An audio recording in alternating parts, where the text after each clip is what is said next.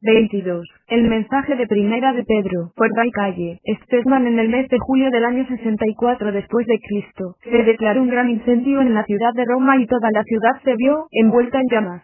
Cientos de edificios públicos se quemaron y quedaron derruidos.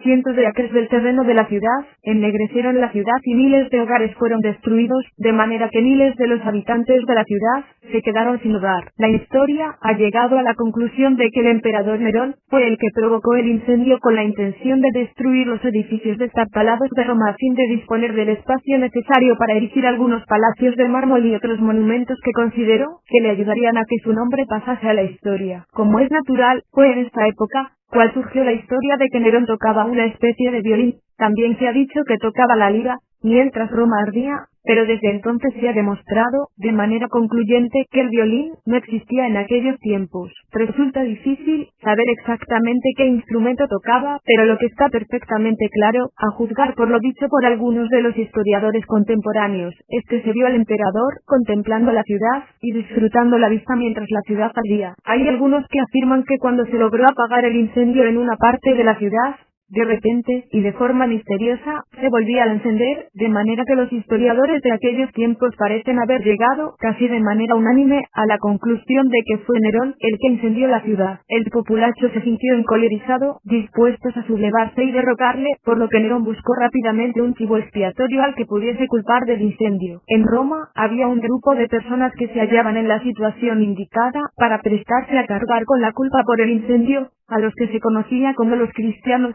que seguían a un hombre llamado Cristo, acerca del cual se decían las cosas más extrañas y ellos mismos también hacían cosas bastante extrañas. Por toda Roma corrían los rumores de que eran caníbales, porque hablaban de reunirse en sus casas, para beber la sangre de alguien y comer su cuerpo. Hablaban acerca de fiestas de amor, en las que se saludaban unos a otros con un oscuro santo, o beso, y compartían sus más íntimos problemas, unos con otros. No tardaron estas historias en exagerarse, y referirse a ellas como orgías sexuales, por lo que los cristianos se convirtieron en personas que suscitaron grandes sospechas. Por lo tanto, cuando el emperador necesitó un chivo expiatorio, hizo correr el rumor por toda Roma de que habían sido los cristianos los que habían prendido fuego la ciudad. Hubo muchas personas que se negaron a creerlo, pero hubo otras que sí lo creyeron, y para imponer la idea el emperador comenzó una serie muy grave de persecuciones en contra de los cristianos.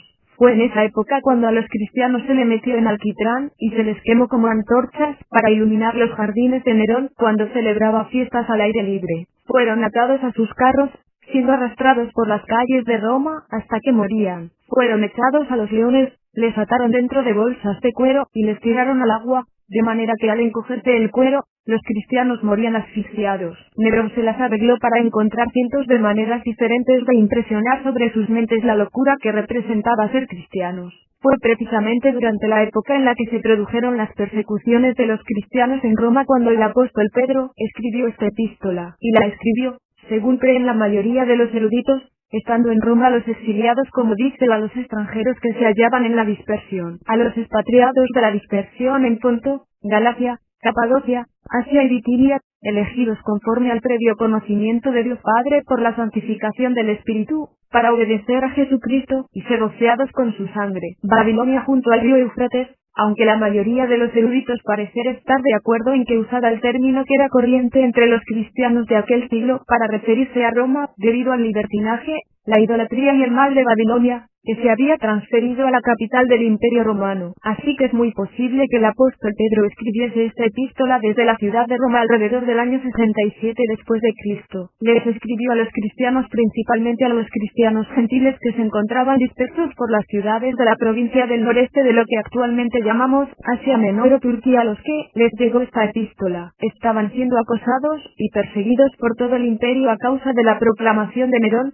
por lo que el apóstol les escribió con el propósito de animarles, consciente de las dificultades con las que se estaban enfrentando. Por lo tanto, esta es una de las epístolas del Nuevo Testamento especialmente indicada para cualquier persona que esté pasando por alguna dificultad. Si se enfrenta usted con el problema del sufrimiento, sea de la clase que sea, le animaría a que leyese Primera de Pedro. Si se pregunta usted lo que está haciendo Dios en el mundo actualmente, lo que va a suceder en vista de todas las tensiones, presiones y posibilidades de terror que nos esperan en el futuro, esta es una epístola excelente para leer debido a que fue escrita a cristianos que se encontraban en circunstancias muy semejantes. Pedro comienza con uno de los hechos más importantes en la vida de cualquier cristiano, su relación con Jesucristo y el nuevo nacimiento. Pedro dice: bendito sea el Dios y Padre de nuestro Señor Jesucristo, quien según su grande misericordia, nos ha hecho nacer de nuevo. Esa es la cosa más importante que jamás le sucede a nadie. Cuando yo era niño recuerdo a los cristianos dando testimonio, y con mucha frecuencia solían decir: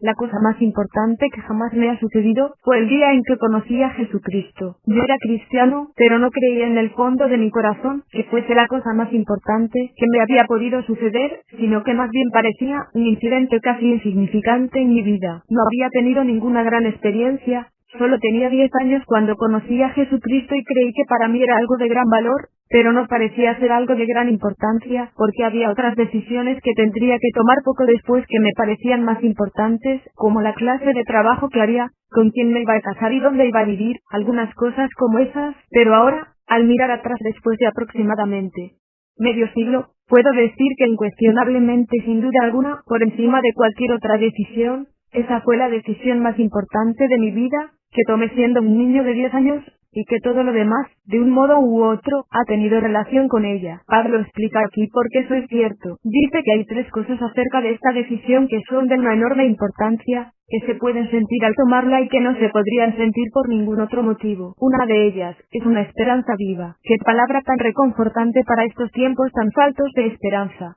Pedro dice, versículos 3 al 5, para una esperanza viva por medio de la resurrección de Jesucristo de entre los muertos, para una herencia incorruptible, incontaminable e inmarchitable, reservada en los cielos para vosotros. ¿Sabía usted que ya tenía hecha su reserva en el cielo?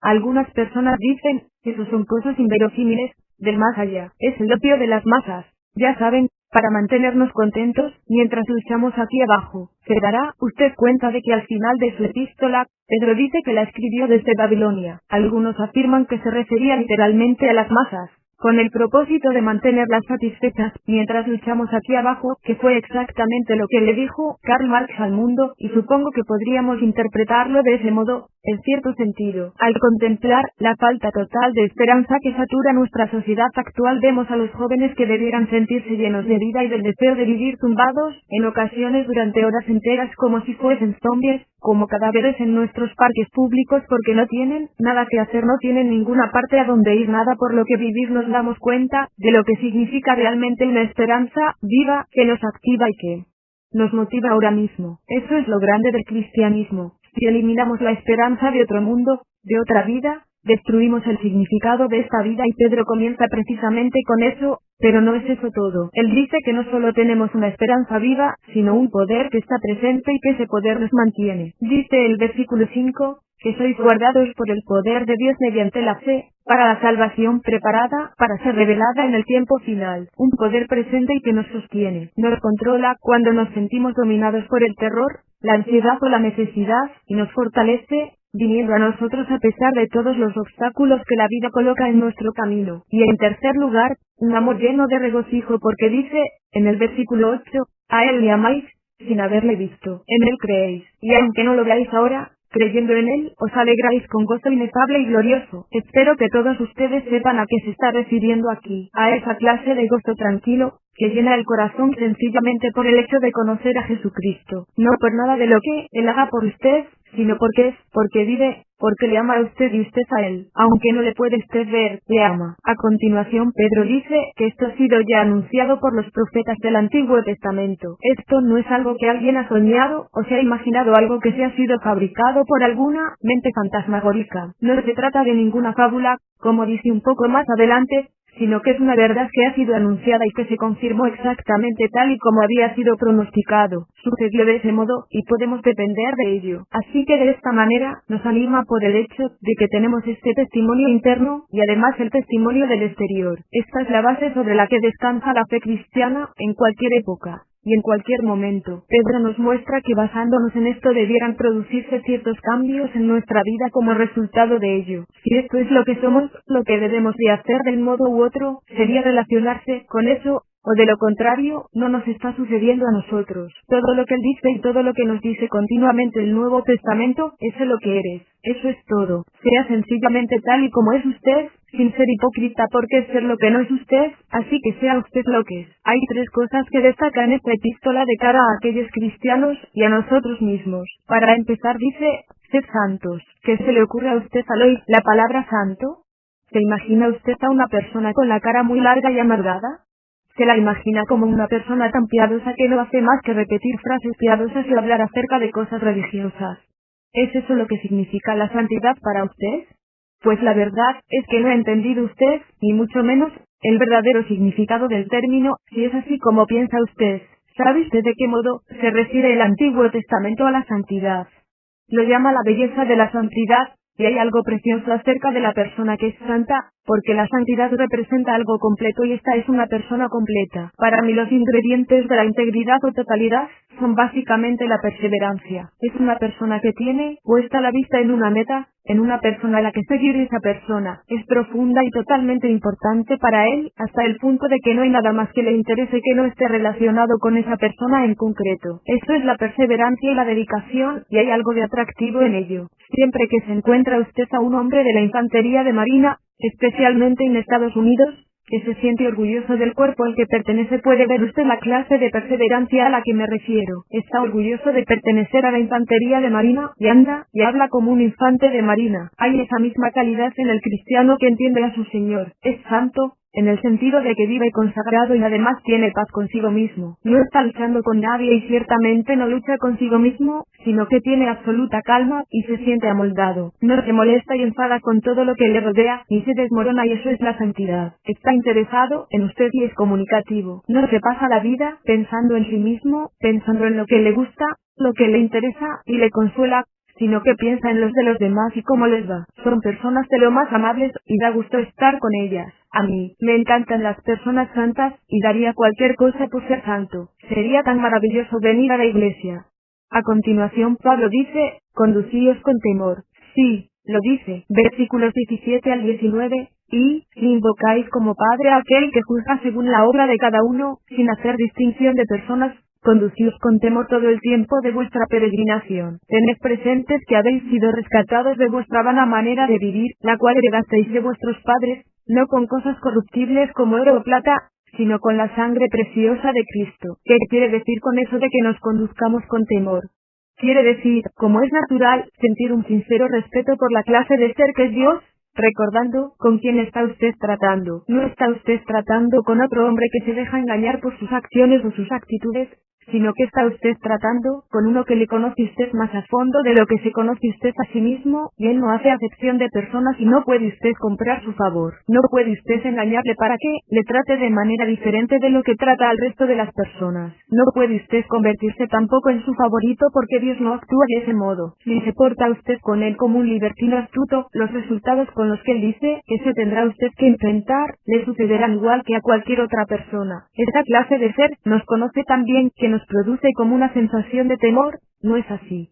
Eso es precisamente lo que quiere decir Pedro. Comportaos con temor, recordando que está usted tratando con uno al que no es posible engañar y por lo tanto, sea usted sincero, recordando que ha sido usted comprado, no con cosas que los hombres usan en el mercado, sino con algo que ninguna otra persona podría haber dado, la preciosa sangre de Jesucristo. Y en tercer lugar nos dice que, como resultado de todo ello, debemos de ser sacerdotes. Nos dice en el capítulo 2, versículo 4, acercándonos a él, la piedra viva, que fue ciertamente rechazada por los hombres, pero delante de Dios es elegida y preciosa. También vosotros sed edificados como piedras vivas en casa espiritual, para ser un sacerdocio santo, a fin de ofrecer sacrificios espirituales. Por cierto que esta es la respuesta a la pregunta que muchas personas hacen hoy en día. ¿Qué quiso decir Jesús cuando le dijo a Pedro, mas yo también te digo que tú eres Pedro, y sobre esta roca edificaré mi iglesia, y las puertas del Hades no prevalecerán contra ella? Como es lógico, sabemos que la palabra Pedro significa roca y que la Iglesia Católica nos dice que lo que quiso decir Jesús fue que iba a edificar su iglesia sobre Pedro, pero Pedro dice que no y él estaba allí. Así que debía saber lo que se decía. Él nos dice Jesús es la roca, y cada creyente que viene a Cristo es como una piedra edificada sobre esa roca, esa gran roca subyacente, sobre la cual Dios está erigiendo el edificio llamado hoy iglesia. Pero Jesús es esa roca y usted está edificado sobre él, como piedra sobre una gran roca, a fin de que pertenezca usted al sacerdocio, dice Pedro, con el propósito de ofrecerle algo a Dios, algo que Dios desea y quiere ardientemente. ¿Y qué es eso? ¿Qué es lo que puede usted darle a Dios que Él no tenga? Piense en ello. ¿Qué podemos usted y yo, simples seres humanos en este gran universo, dar a aquel que lanzó las estrellas al espacio y que además sea algo que Él quiere muchísimo? ¿De qué se trata? Pedro nos lo dice en el versículo 9, pero vosotros sois linaje escogido, real sacerdocio, nación santa, pueblo adquirido, para que anunciéis las virtudes de aquel que os ha llamado de las tinieblas a su luz admirable. Eso es lo que Dios quiere. Él quiere que hable usted acerca de lo que Él ha hecho por usted y que le cuente a otros cómo es Él, en su opinión, y que ofrezca a usted un sacrificio a Dios, que es como un holocausto de olor fragante, y que tiene el sabor de la adoración frente a Él. Pedro trata a continuación algunos de los aspectos más prácticos de la vida, sobre cómo deben vivir como ciudadanos. Aquellas personas vivían en el Imperio Romano y sometidas a persecución, a pesar de lo cual tenían ciertas obligaciones. En el capítulo 2, versículo 11 en adelante, trata acerca de estas obligaciones. Nos dice que como ciudadanos debemos de someternos al gobierno y a los poderes existentes. El versículo 17 dice, honrad a todos, amad a los hermanos, temed a más a Dios y honrad al rey, o al emperador. ¿A qué emperador? A Nerón, que arrastraba a los cristianos detrás de sus carros, que les quemaba como antorchas en sus jardines. ¿Que honren al emperador? En estos días cuando los jóvenes, incluso en ocasiones, los jóvenes cristianos, creen que tienen derecho a tomarse la ley en sus propias manos, desobedeciendo a los poderes establecidos, haciéndolo en el nombre de Dios, debieran leer este pasaje y recordar que era acerca del emperador que estaba causando tantísimas aflicciones entre los cristianos, sobre el que Pedro escribía estas palabras: honrad al emperador. A continuación habla acerca de los siervos. Siervos, estad sujetos con todo respeto a vuestros amos. No les hagáis el boicot, ni os rebeléis, ni hagáis demostraciones contra ellos. No solamente a los que son buenos y comprensivos, sino también a los severos, porque esto es aceptable si alguien soporta aflicción y padece injustamente por tener conciencia de Dios. Y a continuación les recuerda el ejemplo dado por el Señor Jesús, diciendo, eso fue lo que hizo. Dice el versículo 23, cuando le maldecían, él no respondía con maldición, se encomendaba al que juzga con justicia. Después de esto, habla sobre el hogar. De la misma manera que el Señor tuvo que soportar el trato injusto que le fue dado, dice,